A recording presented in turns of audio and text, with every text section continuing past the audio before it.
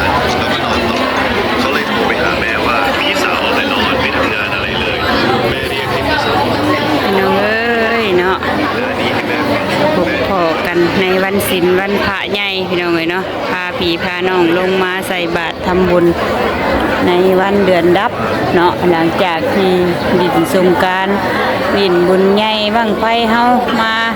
หลายมื้อต่อหลายวันพี่น้องเอ้ยเนาะก็เลยพาพี่พาน้องลงมาใส่บาตรทำบุญก่อนเนาะมื้อนี้เนาะกราบทักทายสบายดีเด้อพี่น้องเด้อเนาะมาพบมาพ้อกันในวันพระวันศีลใหญ่เป็นวันดับของเดือน5เด้อพี่น้องเอ้ยเนาะเดือนออกมาก็สิเป็นเดือน6แล้วพี่น้องเอ้ยเนาะพบพ้อกันยามเช้าๆพี่น้องเอ้ยเนาะกำลังพากันลงมาใส่บาตรทำบุญเครื่องใส่บาตรของเฮาพี่น้องเอ้ยเนาะทักทายสบายดีเด้อพี่น้องเด้อเนาะสบายดีอีกเทื่อนึงพี่น้องเอ้ยเนาะมันนี่คนหลายพี่น้องเอ้ยเนาะทางนั่งตะลุมตะลางคือเก่าเนาะหลายคักมันนี่ก็ได้ใครจะเล่นกินมาหลายมื้อต่อหลายวันเลยเนาะอยากลงมาใส่บาตรทำบุญในมื้อวันพระวันศีลพี่น้องเอ้ยเนาะก็เลยหลายแน่ทางหัวแจกเฮาก็เต็มพี่น้องเอ้ยเนาะเต็มเบิดเลยเนาะกำลังทั้งตรุมตารางแน่2-3จุ่มพี่น้องเอ้ยปลูกทั้งห่มทั้งเงาพี่เนาะเพราะว่าอยู่ทั้งนี้ก็มันอยากแดดแน่เนาะก็เลยบ่มีคนขึ้นมานั่งทั้งนี้พี่น้องเอ้ยสิบ้างอยู่วันนี้เนาะแต่ว่ามันแดดพี่น้องเอ้ยเนาะก็เลยพากันนั่งอยู่ทำตรุมตารางพุ่นเนาะหลายผู้หลายคนพี่น้องเอ้ยพุ่นเนาะเมื่อยดินทางสงกรานต์เป็นได้หลายพี่น้องเอ้ยเนาะทางอื่นเพิ่นคือสิยาเลยแหละเนาะแต่ว่าทางเฮาก็ลิ้นอีกมื้อนี้เด้อพี่น้องเด้อเนาะเป็นวันที่16เนาะวันที่16นี่แม่นดินมื้อสุดท้ายพี่น้องเอ้ยเนาะบ้านเฮาดิน14 15 16เนาะเป็นดิน3มื้อพี่น้องเอ้ยเนาะแต่ว่าทางอื่นนี่เพิ่นดินตั้งแต่13พี่น้องเอ้ยเนาะ13 14 15แม่น16แม่นเพิ่นยาแล้วเนาะแต่ว่าทางเฮาเนาะก็สิดินอีกมื้อนี้มื้อนึงพี่น้องเอ้ยเนาะก็ได้ผ่านไป2มื้อแล้วพี่น้องเอ้ยเนาะดินอีกมื้อนี้ก็เป็นมื้อสุดท้ายป้าเด้อพี่น้องเอ้ยเนาะจักเสียงตู้เสียงไปสั่งแหละดึกน้องอยู่เนาะเพราะว่าบุญใหญ่กับบุญสงกรานต์มันก็ต่อเนื่องกันเลยพี่น้องเอ้ยทางบ้านเฮาก็ได้เนาะมันก็เลยเซลโตเลยเนาะบ่ได้พักได้พรเลยพี่น้องเอ้ยเนาะผู้คนก็พักพรแน่มื้อนึงเนาะผู้คนก็พัก2มื้อเนาะต่อยาวเลยพี่น้องเอ้ยเนาะเมื่อคืนเบิดขึ้นเนาะจักซีเมนอยู่ทางใดแหละพี่น้องเอ้ยเนาะเพราะว่าหลายบ้านหลายเรือนเนาะดินกันเนาะสงกรานต์พี่น้องเอ้ยเนาะมื้อนี้ก็ใครแน่พี่น้องเอ้ยลมเนาะเมื่อคืนนี่ร้อนพี่น้องเอ้ยแต่ว่าตอนเช้ามานี่สิใครแน่เนาะ10 โมงไปแล้วก็นอนได้เลยเมื่อคืนนี่คือว่ามีลมแน่เย็นแน่ตอนใกล้แจ้งพี่น้องเอ้ยเนาะแต่ว่าตอนหัวแรงๆนี่ป๊าดคือ10 คนก็คือ10บ่ตกง่ายเลยแหละพี่น้องเอ้ยเบิ่งตื่นมาตอนเช้ามีแต่เห็นหน้าแดดเนาะ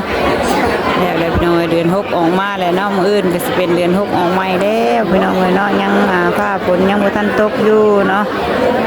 จักสิได้เฮ็ดไร่เฮ็ดนาหรือบ่แหละพี่น้องเอ้ยเนาะกินข้าวกินน้ำใส่แหละแห้งแล้งพี่น้องเอ้ยทางเฮาก็ยังบ่ทันตกเทื่อ2เทื่อแต่ก่อนพุ่นเนาะแต่ว่าบ่ได้แห้งปานใดพี่น้องเอ้ยเนาะพอดีดินซุ่มดินลายเนาะแต่ว่ามาตกมาเดือนนี้ยังสมอยอยู่พี่น้องเอ้ยเนาะยังบ่ทันฝนยังบ่ทันตก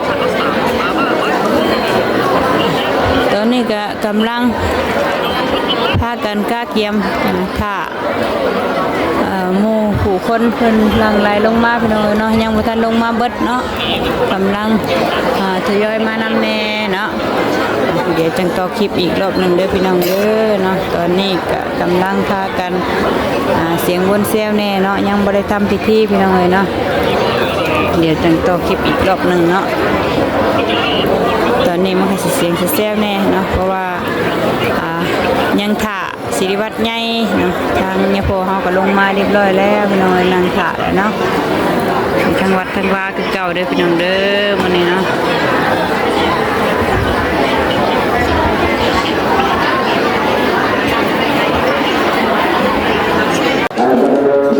ตอนนี้เพิ่นก็ลงมา อะไรพี่น้องเนาะกะเกียบบาทนี่เนาะใส่บาทข้างบนพี่น้องเนาะใครมีถูกมีเทียนกะไต่ขึ้นพี่น้องทางเฮาเอาเทียนลงมาทางเพิ่นสิเฮ็ดผ้าเฮ็ดโคขมาเนาะโคขมาทางวัดทางว่าเฮาเนาะ แล้วบัดนี้เดินเย่แล้วบัดนี้ ก็เอาไปโฮมหมู่เรียบร้อยพี่น้องมาลาโทษที่เฮาเฮ็ดนึกลองในงานบุญนี่แหละเนาะว่าซั่นซะ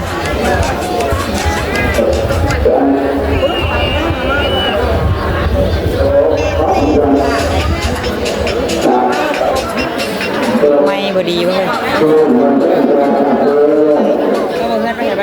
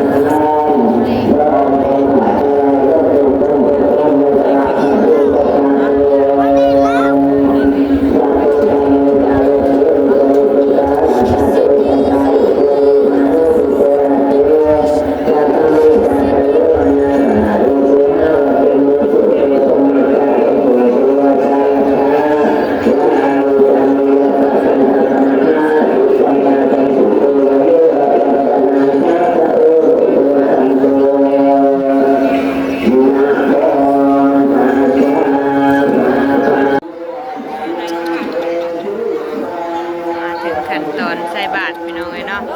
กระเสียงบนแซวแน่เนาะทางบ้านเฮาก็เป็นฮิตของประเพณีพี่น้องเอ้ยเนาะแบบนี้เนาะหาให้นะหาพระเจ้าคนได้เนาะหาพระเจ้าได้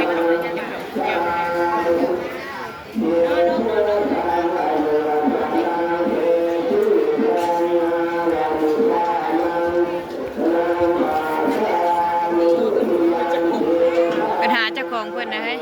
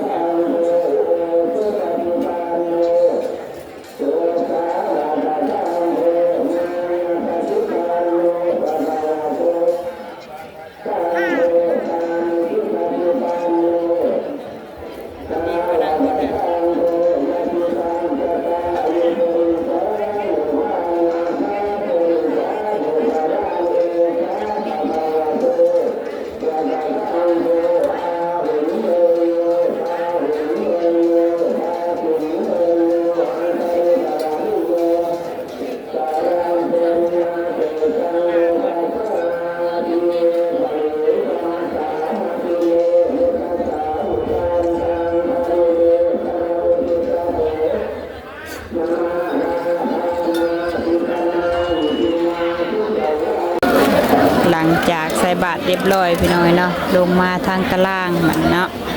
นั่งทางตารางมันแดดพี่น้องเลยเปิดมาข้าวค่ะโอ้ย 30,000บ่30,000ตีบ่ได้50,000ได้แตกแล้วค่ะ ง่ายลงมาทางตารางจากได้อัน4,000บ่เอาอันเดียวนะ5,000ขนาดเดียวนะ5,000ขนาด3 อันไม่ได้10,000โอเคเนาะเป็นรวมเราได้บ่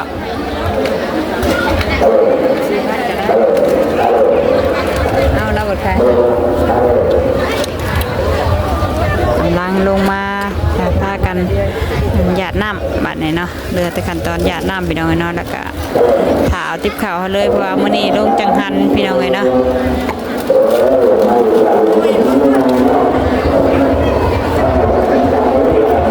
ลมเย็นจะจ่อยพี่น้องในทางวัด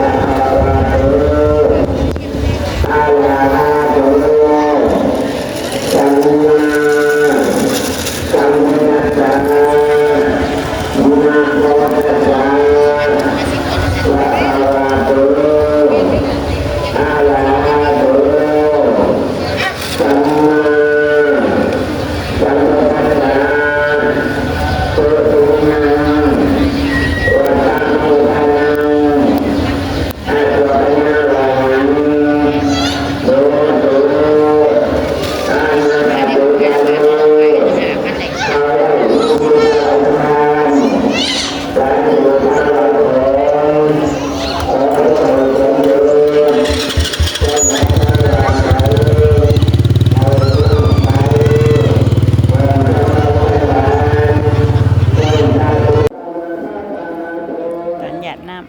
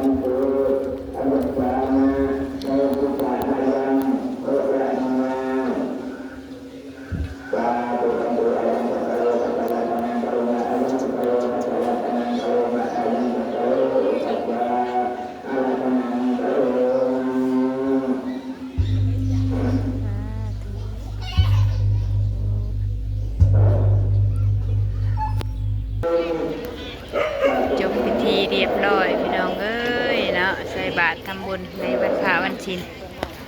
ไปลุกบ่ได้ยังปวดมันตีนแข้งขาอยู่วันชินวันพระพี่น้องเอ้ยใส่บาตรใส่บุญทำบุญเนาะวันชินวันพระเรียบร้อยแล้วพี่น้องเอ้ยเนาะมีแต่มื้ออื่นก็เป็นมื้อคำหนึ่งเนาะไม่คำหนึ่งเป็นเดือน6 บัดกันเนาะพี่น้องเอ้ยเนาะ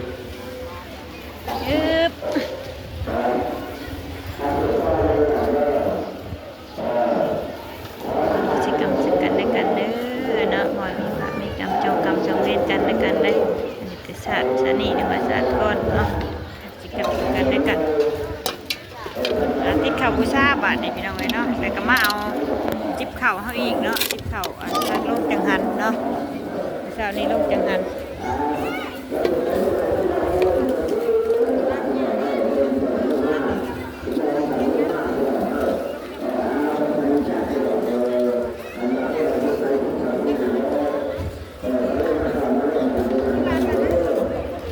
ลายมาดีแล้ว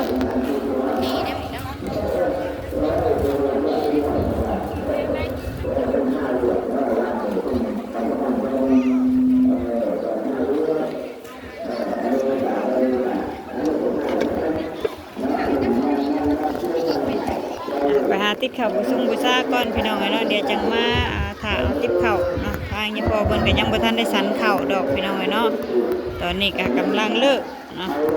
อีกสักหน่อยเพิ่นสิสันเข่าแล้วเด้เนาะถ่าติ๊บเข่าติ๊บน้ำขึ้นด้านได้บุญกันทั่วหน้าพี่น้องเอ้ยเนาะวันศีลวันพระเดี๋ยวหาติ๊บเข่าซะก่อนเนาะยังมาถ่าติ๊บเข่าคนลายทางเมื่อน้ำแดกก็มีทางนั้นกับพี่น้องเอ้ยเนาะรถเพิ่นมาเอาคนไปกรุงเทพกรุงไทยน้ำได้เนาะว่าแล้วบุญแล้วงานไทยกำลังลังไหลลงทางบอนทำงานพุ่นแหละพี่น้องเอ้ยเนาะบอนเก่าเพิ่นเฮ็ดงานพุ่นแหละเนาะ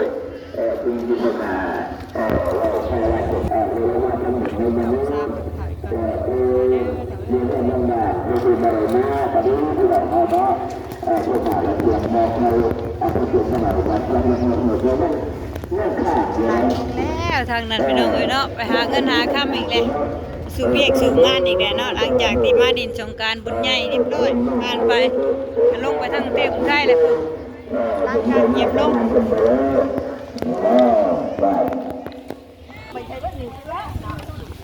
รถบัดเด้ยังปงใบไม้งามซ้ำเด็ดเอาเด้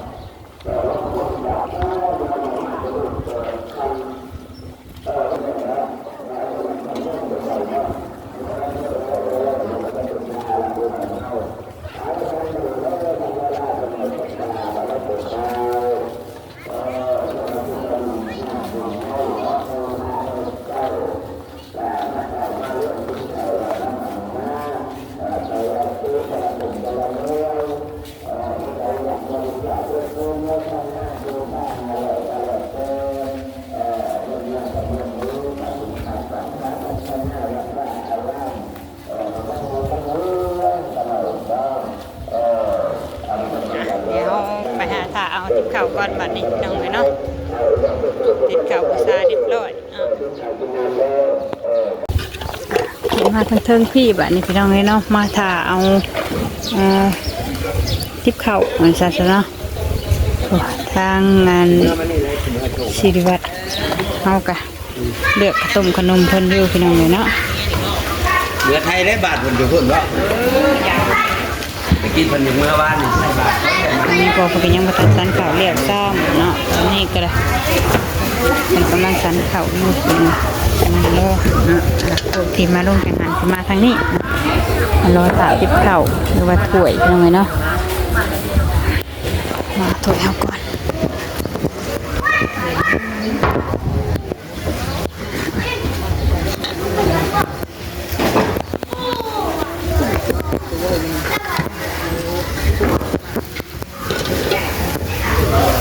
เดี๋ยวเราเพิ่นสันเข่าแล้วก่อนพี่น้องเนาะตอนนี้ก็เพิ่นกำลังสันเข่าอยู่เนาะอันนี้พอก็ได้เดี๋ยวเราจังเราเอาติบข่าวฮอดแล้วจังขึ้นบาทเดียวเลยพี่น้องเนาะใส่บาทก็เป็นทีเรียบร้อยแล้วเนาะพี่น้องเนาะแล้วคลิปนี้ก็พอประมาณนี้เนาะพบกันอีกคลิปหน้าเด้อพี่น้องเด้อเนาะคลิปนี้ก็พาพี่พาน้องลงมาใส่บาททำบุญวันพระวันศีลพี่น้องเนาะวันศีลใหญ่เนาะได้บุญกันทั่วหน้าทั่วตาพี่น้องเลยบดกุกุคนให้ได้บุญน้ำกันเนาะแล้วคลิปนี้ลาพี่ละน้องเลี้ยวเนาะสบายดีกันเบิดสุขคนพี่น้องเลยเร็วไปเร็ว